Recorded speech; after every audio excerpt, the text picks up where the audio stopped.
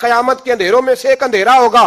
ظالموں کو قیامت کے دن ٹھوکریں لگیں گی, رستہ نہیں ملے گا. اپنے آپ کو پیش کریں, چھوٹی سی بھی زیادتی, چھوٹا سا بھی ظلم نہ ہونے پائے. انصاف کے تقاضے پورے ہونے چاہیے. نبی پاک صلی اللہ تعالی علیہ وسلم نے جو امت ہمیں بنایا ہے تو اس امت میں انصاف کا بول بالا ہے. کوئی آدمی انصاف سے بالا تر نہیں. بہت بڑی بات کرنے لگا ہوں. امام ابو نعیم نے لکھا ہے, خود رسول پاک نے اپنی ذات کو انصاف کے لیے پیش کیا. اس بات کو میں جب کبھی سوچتا ہوں نا تو لگتا ہے کہ روح پرواز کر رہی ہے اور پتہ نہیں کہاں کہاں سے ہو آئی ہے. انصاف کا بول بالا ایسے نہیں ہوتا. حضرت فاروق اعظم اور مولا علی اور عثمان غنی اور ابو بکر صدیق اور سیدنا قاضی شرح جیسے لوگ ایسے ہی تیار نہیں ہوتے.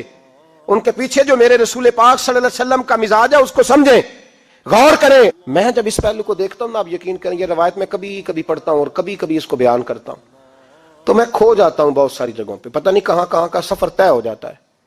حضرت عکاشہ بن محصن رضی اللہ تعالیٰ عنہ فرماتے ہیں کہ نبی پاک صلی اللہ علیہ وسلم کے وصال سے 2-3 دن پہلے کی بات, محبوب پاک صلی اللہ علیہ وسلم نے فرمایا سب لوگوں کو مسجد نبوی میں اکٹھا کرو. اکٹھا کیا. جب کوئی نئی آیت آتی تھی یا کوئی جنگ کی تیاری ہوتی تھی تو لوگ اکٹھے کیے جاتے تھے. سب کو اکٹھا کیا. کہتے ہیں جب حضور کا حجرہ نور کھلا تو 2 آدمی بظاہر حضور کو سہارا دے کے لائے. اتنی بخار اور کمزوری ہے.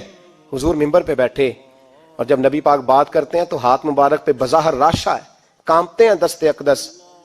محبوب نے مجمع پہ نظر ڈالی, فرمایا تمہیں کسی نئے حکم کے لیے نہیں بلایا, بس اللہ نے اپنے ایک بندے کو اجازت دی, چاہے تو دنیا میں رہے اور چاہے تو اس کی بارگاہ میں حاضر ہو جائے. اس بندے نے پردے کا فیصلہ کیا ہے, میں نے تمہارے بیچ وقت گزارا ہے, تمہارے ساتھ رہا ہوں. حضور فرمانے لگے میری زبان سے, میرے قول سے, میرے فعل سے غلاموں کسی کو تکلیف پہنچی ہو تو بدلہ لے سکتا ہے. یہ نہیں فرمایا معاف کر دو, اٹھو اور بدلہ لو. حقیقی جمہوریت تھی نا.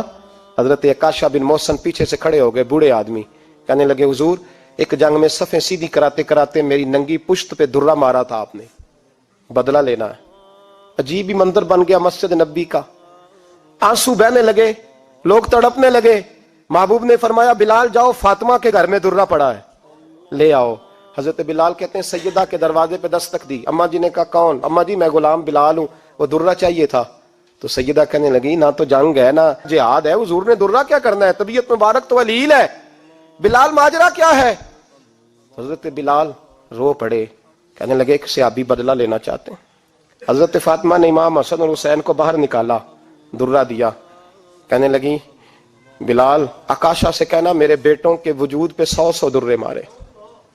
انہوں نے فاطمہ کا دودھ پیا, سی کوئی نہیں کریں گے لیکن حضور تک کوئی نہ جائے, اور میں نے ویسے بھی حضور پر قربان کرنے کے لیے پیدا کیے. سیدنا بلال حبشی رضی اللہ تعالیٰ عنہ فرماتے ہیں میں روتا ہوا درہ لیا, شہزادے لیے, اور میں جب حاضر خدمت ہوا نا حضور کے دروازے پہ داخل ہوا, محبوب پاک صلی اللہ علیہ وسلم نے امام حسن اور حسین کو دیکھا تو حضور رو پڑے, فرمانے لگے انہیں بٹھا دو, مجھے پتا ہے فاطمہ نے کیا کہہ کے بھیجا, بٹھاؤ.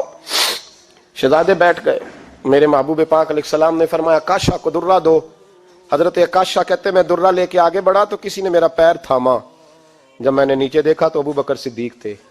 کہنے لگے یار میری کمر پہ مار, حضور کے قریب نہ جانا. نبی پاک نے فرمایا صدیق ہٹ جا یار, بیچ میں سے آنے دے. کہتے میں ذرا آگے بڑھا تو مولا علی شیر خدا نے میرا پیر تھاما. عکاشہ نہ کر, میں نے کہا آنے دو. محبوب فرمانے لگے علی ہٹ جاؤ, اسے آنے دو. حضرت علی شیر خدا بھی ہٹ گئے. جناب عکاشہ قریب آئے, کہا حضور ذرا کمر سے کپڑا تو ہٹائیں, میری پشت اس وقت بغیر کپڑے کی تھی. محبوب نے کپڑا ہٹایا اور جناب عکاشہ نے درہ جو اٹھایا تو صحابہ کی چیخیں نکل گئی, رونے لگے اور نہ کرنا یار نہ کرنا. جناب عکاشہ نے درہ دور پھینکا اور حضور کے وجود کو چومنے لگے. کہنے لگے کس نے درہ مارنا تھا, میں تو جاتے جاتے حضور کا بوسہ لے کے اپنے لیے جنت اکٹھی کرنے جا رہا تھا. میرے محبوب پاک صلی اللہ علیہ وسلم نے فرمایا جس نے جنتی دیکھنا ہو میرا عکاشہ دیکھے. امت کو درس دیا, امت کو درس دیا.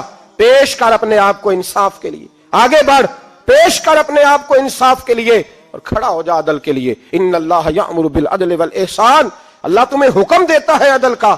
میرے مصطفیٰ کریم صلی اللہ علیہ وسلم نے خود, حالانکہ وہ درہ جو محبوب پاک صلی اللہ علیہ وسلم نے ان کو مارا وہ عمدن نہیں تھا, وہ تو صفیں سیدھی ہو رہی تھی. کہا تم بھی آگے ہو جاؤ, تم پیچھے ہو جاؤ, روٹین ہوتی تھی. بھائی میرے محبوب صلی اللہ علیہ وسلم یہ پیغام دے کے گئے ہیں امت کو, عدل کا دامن تھام, انصاف سے زندگی گزار, انصاف کے ساتھ وقت گزار.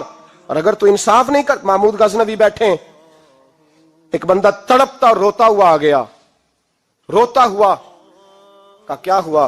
کہنے لگا حضور میں غریب ہوں. اور ایک بات اس طرح بھی ملتی ہے کہ عورت تھی اور بی بی آ کے کہنے لگی حضور میں غریب نہیں ہوں, 3-4 بیٹیوں کی ماں ہوں, خامد فوت ہو گیا, شاہی خاندان کا ایک نوجوان میرے گھر آتا ہے اور میری بیٹیوں کے ساتھ ظلم کرتا ہے, مہربانی ہو جائے. محمود غزنوی کہنے لگے تو جا, سپاہیوں سے کہنے لگے بی بی دوبارہ آئے تو میں سویا ہوا بھی ہوں تو مجھے اٹھا لینا. کہا جیسے ہی وہ تمہارے گھر میں آئے مجھے بتانا. بی بی کہتی ہے تیسرے دن میں دوبارہ گئی, دروازے شاہی پہ دستک دی تو محمود فوراً نکلے, لباس پہنا جنگ کا, نیزہ, تلوار, تیر, کمان, گھوڑے پہ بیٹھے میرے ساتھ چلے. اور کہتے ہیں جب اندر داخل ہوئے تو وہ نوجوان گھر کے اندر تھا. محمود غزنوی نے اندر جاتے ہی کہا جلدی سے چراغ بند کرو, دیا گل کر دیا, چراغ بند کر دیا, اور محمود نے 2 وار کی اور نوجوان کی گردن اڑا دی. جب قتل ہو گیا تو محمود نے کہا پانی لاؤ, اور بی بی کہتی ہے میں پانی لائی, 1 پیالہ, 2 پیالے, 3 پیالے, 5 پیالے پی گئے محمود پانی کے, پیتے ہی جا رہے. میں نے کہا بادشاہ کیا ہوا؟ تو محمود رونے لگا, کہنے لگا تجھے انصاف مل گیا نا؟ کہا مل گیا. تو محمود کہنے لگے یہ میری سگی بہن کا بیٹا تھا اور میری بیوہ بہن کا اکیلا بیٹا تھا. جب تو میرے گھر آئی کہ شاہی خاندان کا نوجوان آتا ہے تو میں نے تحقیق کی تو مجھے پتا چلا کہ وہ تو میرا اپنا بانجا ہے. میں نے قسم کھائی تھی کہ جب تک تجھے انصاف نہیں ملے گا میں پانی نہیں پیوں گا, پانی نہیں پیوں گا. پانی اس لیے مانگا ہے کہ پیاس سے مر رہا ہوں, اور دیا اس لیے بند کیا ہے کہ بہنیں بڑی پیاری ہوتی ہیں نا, اور پھر بہن بیوہ ہو اور بیٹا اس کا یتیم ہو اور اکیلا ہو پھر رنگ اور ہوتا ہے نا. اس لیے چراغ گل کر کے میں نے اسے قتل کیا ہے کہ اگر مارنے لگوں تو کہیں بہن کا چہرہ نہ میری آنکھوں کے سامنے آئے, کہیں بھانجے کا تصور دیکھ کر میں اسے چھوڑ نہ دوں. ان اللہ یأمر بالعدل والاحسان, جب تک عدل اور انصاف ہوتا رہتا ہے معاشرہ سکون سے بھرا رہتا ہے. یاد رکھو جس معاشرے میں عدل نہیں ہوتا, جس معاشرے میں انصاف نہیں ہوتا, جس معاشرے کے اندر لوگ اپنے آپ کو بالا تر سمجھنے لگتے ہیں, جس معاشرے کے اندر ہمارا تو یہ حال ہے کہ باہر سے آ کر ہمارا دشمن حملہ کر کے لوٹ جاتا ہے, ہمیں پتہ ہی نہیں چلتا, بس ٹھیک ہے مار گئے چھٹی ہو گئی. جس معاشرے کی بے حسی کا یہ عالم ہو کہ درجنوں لوگ قتل ہوں. اور میں دکھ سے یہ باتیں کرتا ہوں, دکھ سے. ایک دن نا اخبار پہ 4 قتلوں کی خبر بھی لگی ہوئی تھی اور ایک سیاستدان کی ممکنہ شادی کی خبر بھی لگی ہوئی تھی. کلیجہ پھٹتا ہے بات کرتے. وہ خبر اتنی چھوٹی سی تھی کہ آج ضلع لاہور میں 4 لوگ قتل ہو گئے. وہ خبر اتنی چھوٹی تھی, اور ایک سیاستدان نئی مداری کرنے لگا ہے, اس کی خبر بڑی تھی.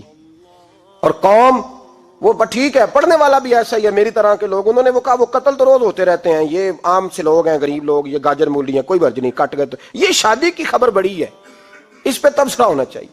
اسی وقت پھٹے آباد ہو جاتے ہیں, چونک آباد ہو جاتے ہیں, بحث شروع ہو جائے, وہ 4 آدمی قتل ہو گئے, ٹھیک ہے معاذ اللہ, مسئلہ ہی کوئی نہیں.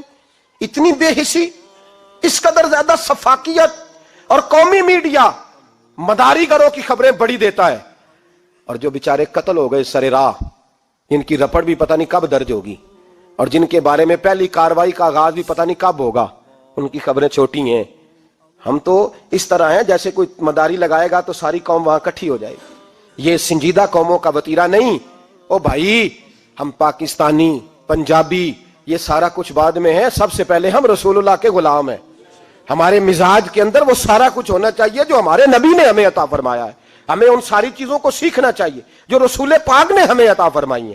اپنے مزاج کو تبدیل کریں, انصاف کا آغاز کریں, اور اگر کبھی غلطی ہو جائے تو ڈٹ کے کہیں ہو گئی, اپنے آپ کو پیش کریں.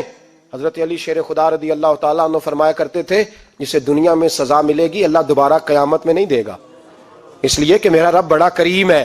آپ فرمایا کرتے تھے وہ بڑے قیمتی لوگ ہیں جو دنیا میں سزا لیتے ہیں لیکن آخرت کی سزا سے بچ جایا کرتے ہیں.